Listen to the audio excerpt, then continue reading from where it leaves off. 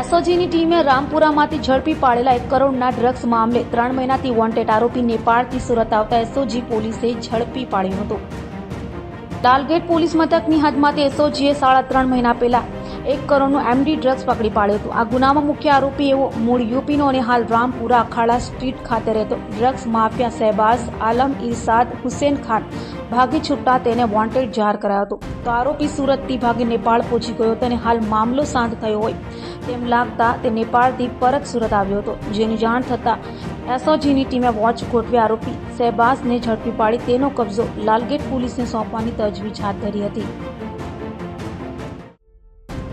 ગત 20 જુલાઈ 2024ના રોજ એસઓજીએ બાતમીને આધારે એક એમડી ડ્રગ્સનો કેસ કરેલો, જેની ડ્રગ્સની કિંમત ટોટલ 1 કરોડ રૂપિયા થતી હતી। અગાઉ જે છે એ આની અંદર 7 આરોપીઓ પકડી લેવામાં આવે છે।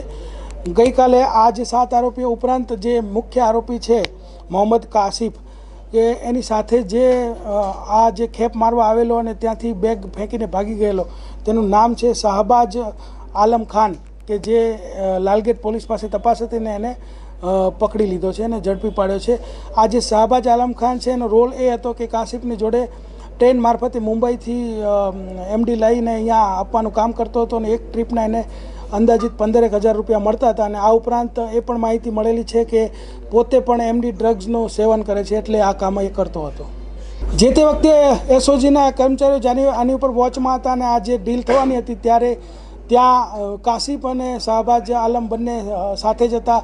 ત્યારે પોલીસે રેડ કરી, એ દરમિયાનમાં એ બેગ ફેંકી અને ભાગી ગયેલો અને જે સીસીટીવીમાં પણ કેદ થયેલું છે અને સીસીટીવી પણ આ કેસની અંદર પુરાવા રૂપે રાખેલા છે।